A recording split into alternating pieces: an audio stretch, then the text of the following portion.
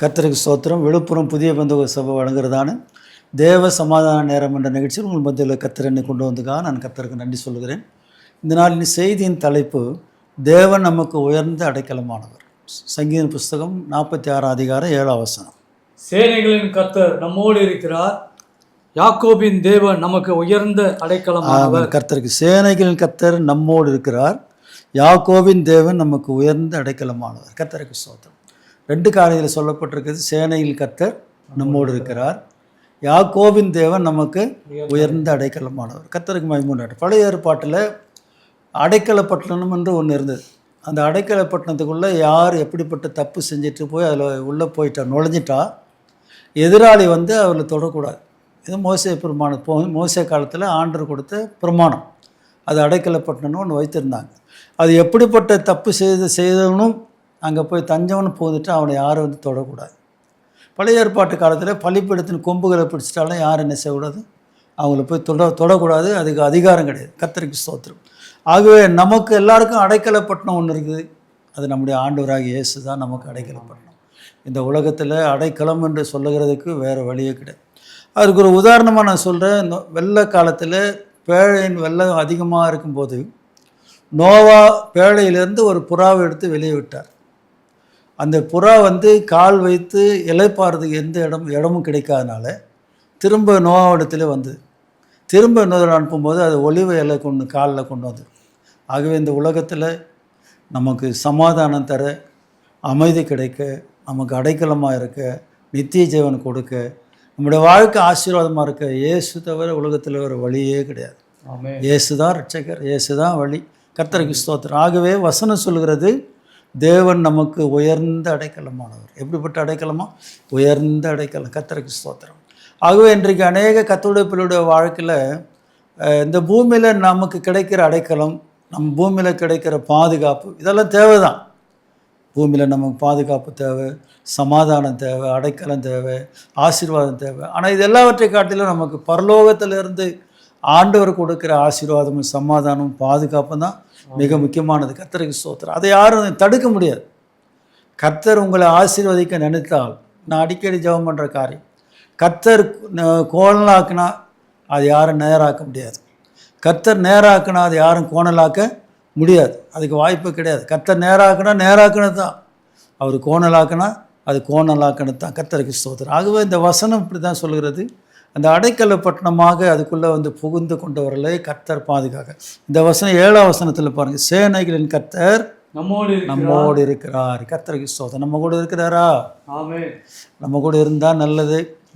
நம்ம கூட இருந்தால் நமக்கு பாதுகாப்பு, நம்ம கூட இருந்தால் நமக்கு ஆசீர்வாதம், நம்ம கூட இருந்தால் நமக்கு ஒத்தாசை கிடைக்கும். நம்ம கூட இயேசு, அவர் நம்ம கூட இருக்கிறார். நாம் அவர் கூட இருக்கிறோமா? அவர் நம்ம கூட இருக்கிறாரே, ஆனால் நாம் அவர் கூட இருக்கிறோமா? சந்தேகம்தான். அவர் நம்ம விட்டு விலகுவதில்லை, கைவிடுவதில்லைன்னு சொல்லியிருக்கிறார்.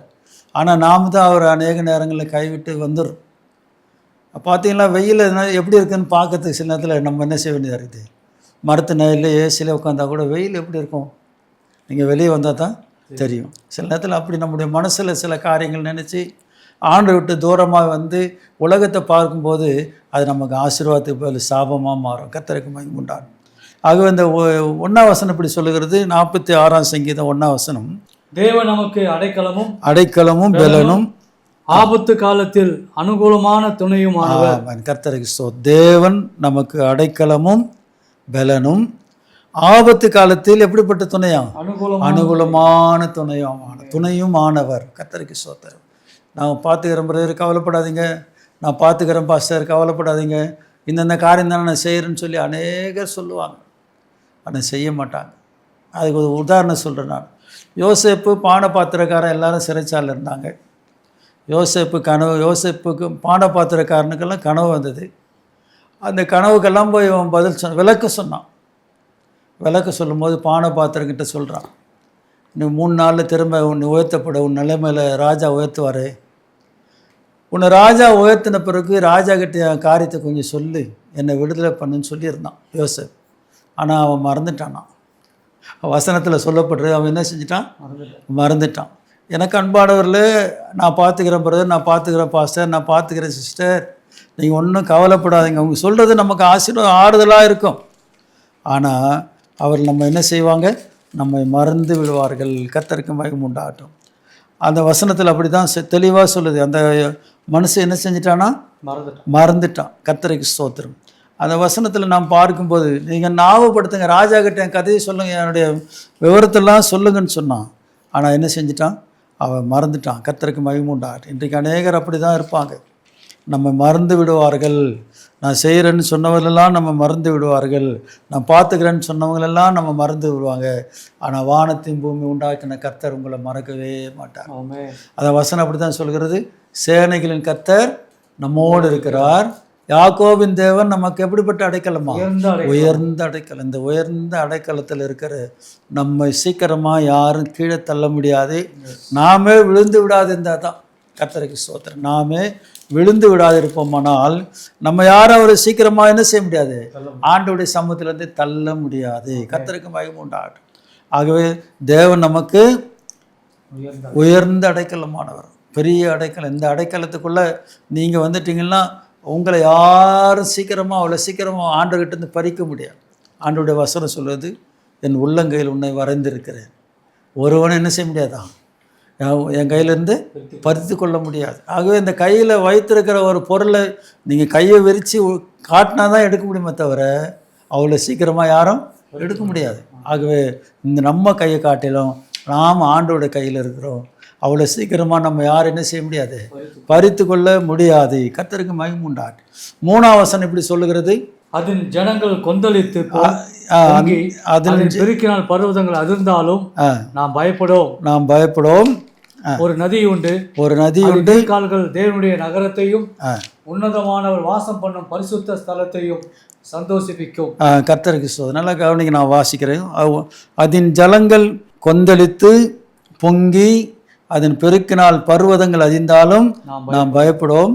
ஒரு நதி உண்டு, அது நீர்க்கால்கள் தேவனுடைய நகரத்தையும் உன்னதமானவர் வாசம் பண்ணும் பரிசுத்த ஸ்தலத்தையும் சந்தோஷிப்பிக்கும். தேவன் அது நடுவில் இருக்கிறார், அது அசையாது. அதிகாலையிலே தேவன் அதற்கு சகாயம் பண்ணுவார். கர்த்தருக்கு ஸ்தோத்திரம். இதனால தான் அநேகர் அதிகாலையில் இருந்து 3 மணிக்கு ஜெபம் பண்ணணும், 3 மணிக்கு ஜெபம் பண்ணணுவாங்க. தப்பு இல்லை, பண்ணுங்க, நல்லது. பழைய ஏற்பாட்டு காலத்தில் அதிகாலையில் தேடுகிறவனை கண்டடைவான். ஆனால் புதிய ஏற்பாடுகளை இந்த பேட்டர்ன் மாற்றிட்டார். நீ எப்போ ஜெபம் பண்ணுறீங்களோ அப்போ ஆண்டவர் தேடுங்க. கேளுங்கள் அப்போது கொடுக்கப்படும், தட்டுங்கள் அப்போது திறக்கப்படும், தேடுங்கள் அப்போது கண்டடை. கொஞ்சம் இந்த கதவு வந்து யாராவது வெளியே இருந்து வராங்க, கொஞ்சம் தட்டினாங்கன்னா போய் பார்ப்பாங்க. தட்டிட்டு போயிட்டு பிறகு போய் பார்த்தா அங்கே யாரும் இருக்க மாட்டாங்க. அதனால தான் ஆண்டவருடைய வார்த்தை சொல்லுது, கேளுங்கள் அப்பொழுது கொடுக்கப்படும், தட்டுங்கள் அப்பொழுது. அந்த வார்த்தை அப்பொழுது, வென்எவர் யூ ஆஸ்க்னு வசனம் இங்கிலீஷில் சொல்லும். நீங்கள் எப்பெல்லாம் கேட்குறீங்களோ, நீங்கள் எப்பெல்லாம் தட்டுறீங்களோ, நீங்கள் எப்பெல்லாம் தேடுறீங்களோ அப்பெல்லாம் திறக்கப்படும். அதனால் பழைய ஏற்பாட்டு காலத்தில் 3 நம்ம ஆளுக்கே சொல்லுவாங்க, அதிகாலையில் தேடுகிறவன் என்னை கண்டடைவான். தேடுறது நல்லது, தப்பு இல்லை. முதல் காரியமாக நீங்கள் எப்பொழுது இருந்தாலும் ஆண்டவரை தேடுறது நல்லது. நீங்கள் 7 மணிக்கு வந்துக்கிறீங்க, 6 மணிக்கு வந்துக்கிறீங்க, 2 மணிக்கு வந்துக்கிறீங்க, 3 மணிக்கு தவறு இல்லை. ஆனால் கர்த்தர் ஆசீர்வதிக்காமல் நீங்கள் ராத்திரி முழுசும் உட்காந்துட்டு விழிச்சிட்டே இருந்தால் கூட பிரயோஜனம் இல்லை. கர்த்தருக்கு ஸ்தோத்திரம். 127ஆம் சங்கீதம் அப்படித்தானே சொல்லு, கர்த்தர் நகரத்தை காவாராகில் காவலாளி இழுத்திருக்கிறது விருதா, கர்த்தர் வீட்டை கட்டாராகில் அது கட்டுதல் பிரயாசம் விருதா. ஆக கர்த்தர் நம்மை ஆசீர்வதிக்கணும், கர்த்தர் நம்மோடு கூட இருக்கணும். கர்த்தருக்கு ஸ்தோத்திரம். இந்த வசனம் அப்படி தான் சொல்வது. அதன் ஜலங்கள், அப்புறம் 2ஆம் வசனம், ஆகையால் பூமி நிலை மாறினாலும் மலைகள் நடு சமுத்திரத்தில் சாய்ந்து போனாலும் அதன் ஜலங்கள்னா தண்ணி, இது வடமொழி சமஸ்கிருத வார்த்தை. ஜலங்கள் அதன் ஜலங்கள் கொந்தளித்து பொங்கி அதன் பெருக்கினால் பர்வதங்கள் அதிர்ந்தாலும் நாம் பயப்படுவோம். நம்மளால முடியுமா? ஒரு பிரச்சனை வந்துட்டா நம்ம விசுவாசம் எல்லாம் போயிடுது. என்ன ஆயிடுதுங்க ஐயா? சோர்ந்து போகுது, ஒடிஞ்சு போகுது, விசுவாசம் காணாமல் போகுது. வசனம் அப்படித்தானே சொல்லுது, மனுஷகுமாரன் வரும்போது பூமியில் விசுவாசம் காண்பாரோ. கர்த்தருக்கு ஸ்தோத்திரம். ஆனால் யோபு சொல்கிறார், அடிக்கடி நான் யோபு சொல்கிறார், அந்நிய கண்கள் இல்லை, என்னுடைய கண்களே காணும். கர்த்தருக்கு ஸ்தோத்திரம். அவர் என்னை கொன்று போட்டாலும் நான் இன்னும் எப்படி இருப்பேன்? அவர் மேலே நம்பிக்கையாக இருப்பேன். என்னுடைய கண்களே காணும், அந்நிய கண்கள் இல்லை. அதனால் நான் ஜெபம் பண்ணும்போது இப்படி தான் சொல்லலை, எங்கள் பிள்ளைகள் ஆசீர்வாதம் கிடையாது, என்ன ஆசீர்வதிக்கணும். சந்ததி ஆசீர்வாதம் அடுத்தது, என்ன ஆசீர்வாதி. யாபேஸ் அப்படித்தானே ஜெபம் பண்ணாரு, அப்படித்தானே ஜெபம் பண்ண, என்னை ஆசீர்வதித்து என்னை எல்லை பெரிதாக்கி உம்முடைய கரம் என்னோடு கூட இருந்து தீங்கு என்னை துக்கப்படுத்தாதபடிக்கு அதற்கு என்னை விலைக்கு காத்தலும் என்று வேண்டிக் கொண்டான். அவன் வேண்டிக் கொண்டது இஸ்ரவேலின் தேவன் என்ன பண்ணாரா? என்ன செய்தார் ஐயா? 1 நாளாகமும் 4:9 கடைசியில் சொல்லுது, அவன் வேண்டிக் கொண்டதே இஸ்ரவேலின் தேவன். அதை படிங்க. 1 நாளாகமும் 4:9 யாபேசுடைய ஜெபம். யாபேஸ் இஸ்ரவேலின் தேவனை நோக்கி, யாபேஸ் இஸ்ரவேலின் தேவனை நோக்கி, தேவரீர் என்னை ஆசீர்வதித்து, தேவரீர் என்னை ஆசீர்வதித்து என் எல்லையை பெரிதாக்கி, என் எல்லையை பெரிதாக்கி, உமது கரம் என்னோடு இருந்து, உமது கரம் என்னோடு இருந்து தீங்கு என்னை துக்கப்படுத்தாதபடிக்கு அதற்கு என்னை விலைக்கு காத்துள்ளும் என்று வேண்டிக் கொண்டான். அவன் வேண்டிக் கொண்டதை தேவன் அருளினான். இதான் முக்கியமான காரியம். அவன் வேண்டிக் கொண்டதை தேவன் அருளினான். நம்ம நிறைய காரியம் கேட்குறோம், நம்ம நிறைய காரியத்தை கேட்குறோம். நல்லா ஞாபகம் வச்சுங்க, 10 காரியத்தை ஜெபம் பண்ணிங்கன்னா ஒரு காரியம் தான் நடக்குது. ஒரு காரியம் தான் நடக்குது ஐயா, உண்மை. ஆனால் வசனம் சொல்லுது, நீங்கள் என் நாமத்தினால எதை கேட்டாலும் தருவேன், செய்வேன் தருவேன் சொல்லிக்கிறார். இந்த வசனத்தெல்லாம் வச்சு தான் நான் ஜெபம் பண்ணியிருப்பேன். என் நாமத்தில் நீங்கள் எதை கேட்டாலும் செய்வேன்னு சொன்னீங்க, தருவேன்னு சொன்னீங்களா ஆண்டவரே, செய்யுங்கன்னு சொன்ன. ஆகவே இந்த வசனம் சொல்லுகிறது. இப்போ சங்கீதம் 46:5 வாங்க, முடிச்சிடலாம். தேவன் அது நடுவில் இருக்கிறார், தேவன் அது நடுவில் இருக்கிறார், அது அசையாது. அதிகாலையிலே தேவன்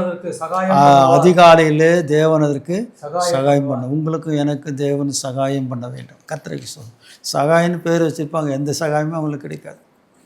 சமாதானம்னு பேர் இருக்கும், சமாதானமே கிடைக்காது. ஆசீர்வாதம்னு பேர் வச்சுருப்பாங்க, ஆசீர்வாதமாகவே இருக்க மாட்டாங்க. பேருக்கும் அதுக்கும் சம்மந்தம் இல்லாமல் எதிராக வாழ்க்கை இருக்கும். ஆனால் கர்த்தர் அதை மாற்ற வல்லவர். யாக்கோபுக்கு இஸ்ரவேல்னு பேர் வச்சவர் யார் தான்? ஆண்டவர் தான் வச்சார். இஸ்ரவேல் நாடுப்பன்னு சொன்னால் இன்றைக்கு இஸ்ரவேல் நாடு இருக்குது.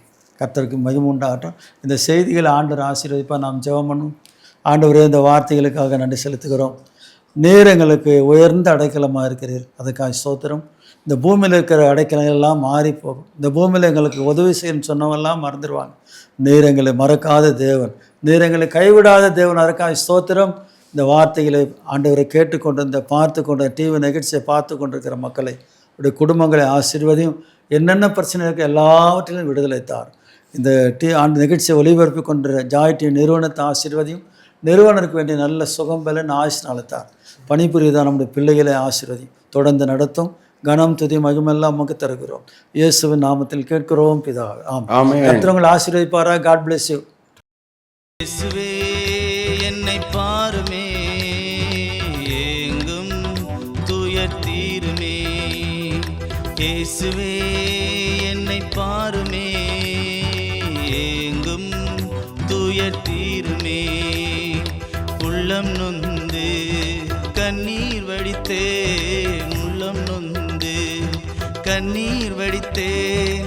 உம்மை அன்றி யாருமில்லை, உம்மை நம்பினேன். இயேசுவே என்னை பாருமே, எங்கும் துயர் தீருமே.